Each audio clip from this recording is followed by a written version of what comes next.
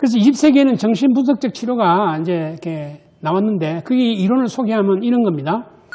정신성 발달이 중지됐어요.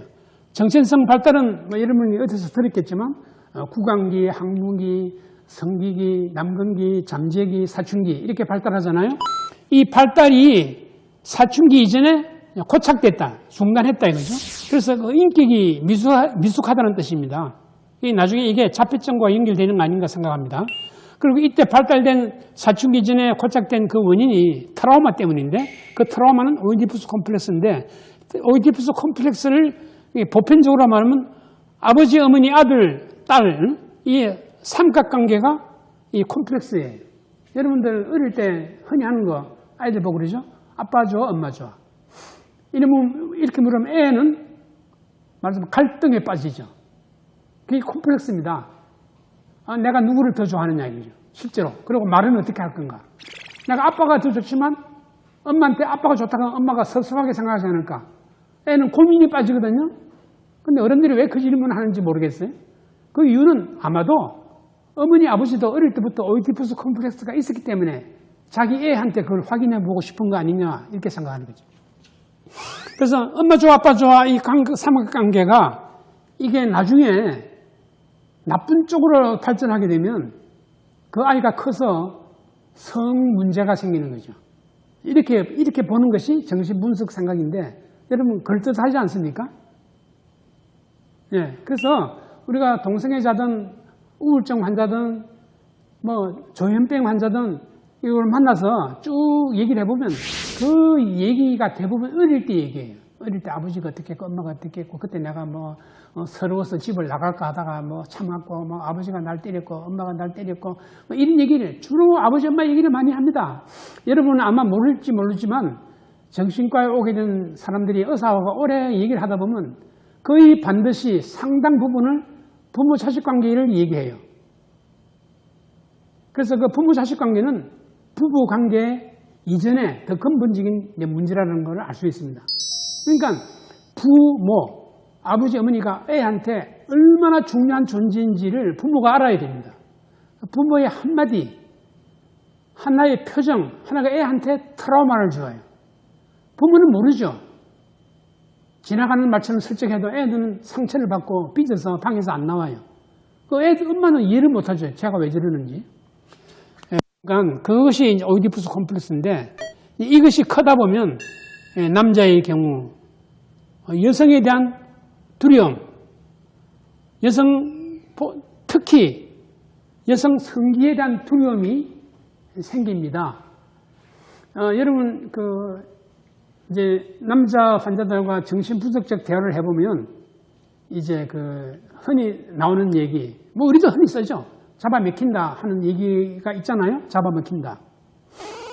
잡아먹힌다 하는 것은 입이지만 이 남자가 여자 성기에 대해서 잡아먹힌다는 두려움이 원초적으로 있다고 봐요. 정신분석가들의 생각에는.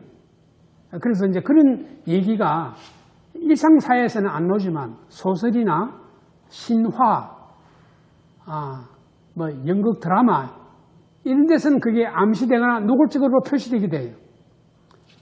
그래서 그런 부모와의 관계에서 여성에 대한 두려움 또는 남성에 대한 두려움, 남자 성기에 대한 여성의 두려움.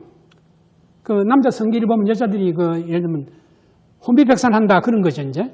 그런 거에 이런 것이 결국 내면에 있어가지고 이런 갈등, 공포, 두려움을, 불안을 어떻게 대응하느냐. 아까 처음에 지난 시간에 말씀드린 방어기제. 그에 따라서 방어기제가 미숙하면 성욕이 향하는 방향이 틀어지게 되는 거예요. 남자로 당연히 향할 게 여자로 향한다거나 여자로 향할 게 남자로 향하거나 이렇게 된다 이거죠. 그래서 동성애가 생깁니다. 그 다음에 이제 부차적으로 애착장애라는 게 있는데 애들이 엄마에 대해서 애착을 느끼고 매달리잖아요. 엄마가 거부하면 애가 막 울고 막 저항하고 따라오려고 그러고 이러지 않습니까? 이게 애착장애인데 엄마가 애를 이렇게 거부하면 애가 애착의 불이라는 그런 걸 경험하지. 이게 엄청난 트라우마죠. 그러면 엄마 같은 존재 또는 다시 말하면 사랑, 케어를 몹시 요구하게 됩니다. 그러니까 누구든지 자기한테 잘해주면 그게 따라가요. 그게 애착장애입니다. 아시겠습니까? 나한테 잘해주면 따라가요. 애들이 화조로 꼬시면 따라가잖아요.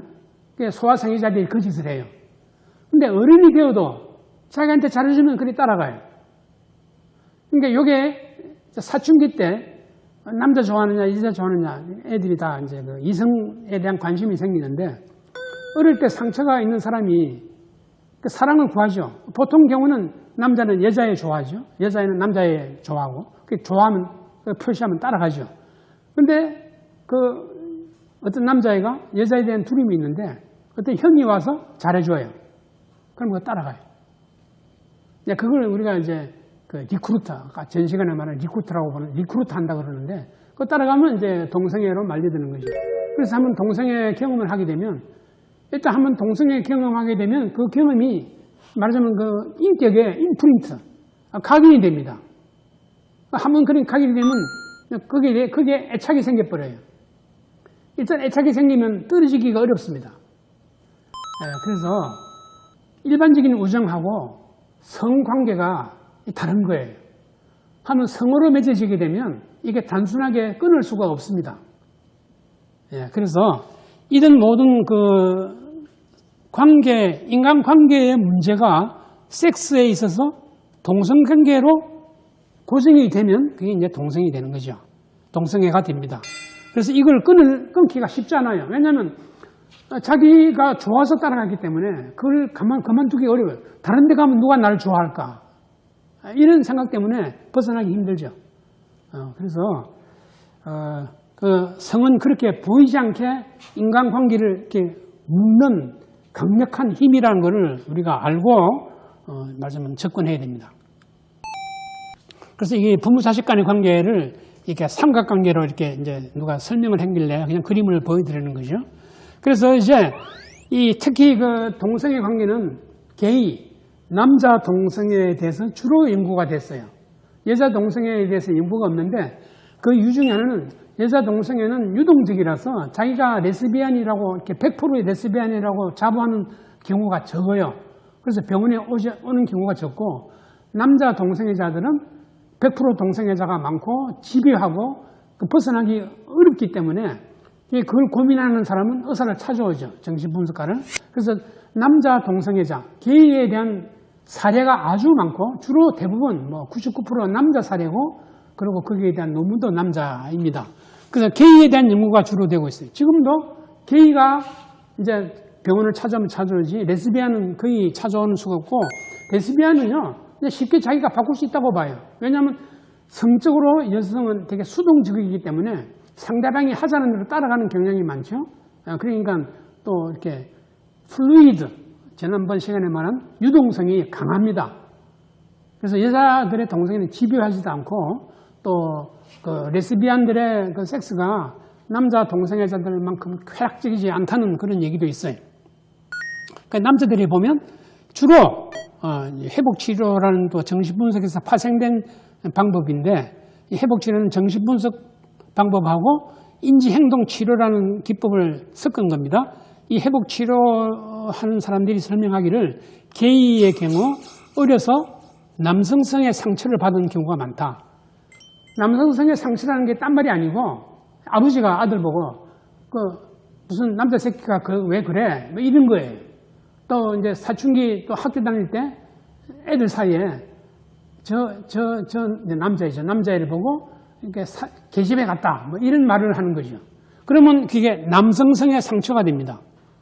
그래서 결국은 아버지와 관계가 문제인데, 그때 받은 상처를 수리하느라고 동성애 행동을 한다. 그 동성애 행동은 그 남자의 남성성을 내가 공유하겠다는 그 욕망이 그 무의식 속에 있다. 이렇게 설명을 했어요. 그래서 그 외상을 수리해야 되기 때문에 이제 치료받으러 와서는 그 어릴 때 받은 상처를 소상하게 이제 고백할 필요가 있는 거죠. 그래서 이렇게 얘기를 가족 관계에서 온다 하는 걸 얘기했고, 그렇기 때문에 동성 커플이 자녀를 키우는 것은 그냥 곤란하다라고 생각하는 거죠.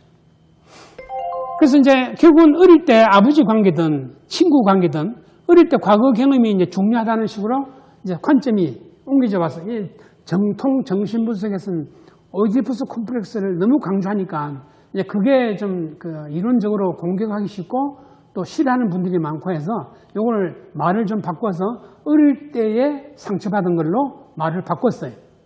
그러니까 아버지 엄마 관계 이런 게 아니고 그냥 어릴 때 받은 상처, 또 남자로서의 상처, 여자로서의 상처. 그래서 어릴 때 경험과 관계에서 생기는 일종의 노이로제라고 이제 생각을 합니다. 그래서 어릴 때 어떤 차별, 어떤 그 역경을 겪었느냐. 그래서 애가 어떻게 거기에 반응하고 적응해 왔는가. 이거를 조사해서 이제 연구들이 나왔어요. 많이 나왔습니다. 지금 동성애 관계에서 차일드후드 트라우마에 대한 얘기는 아주 많아요. 근데 이게 이제 일반적으로 소개되지 않는 데다가 특히 이 동성애자들이 그 얘기를 듣고 싶어 하지 않습니다. 아주 싫어하고 불편해요. 그러니까 이제 누구든지 이 병원에 가면 의사가 아무래도 나를 어떻게 볼 건가, 동성애를 혐오하지 않은가도 있지만 내가 그분 앞에서 모든 어릴 때 얘기를 다 틀어놓으면 아주 창피하다고 느끼니까 아예 안 오는 거죠. 근데 이걸 치유하려면 어릴 때 일을 다 이렇게 한번 리뷰를 해봐야 돼. 그래서 하여튼 과거 경험이 중요하다 하는 것을 얘기했습니다. 예, 이상으로서 오늘 강의는 마치고 다음 시간에 뵙겠습니다. 감사합니다.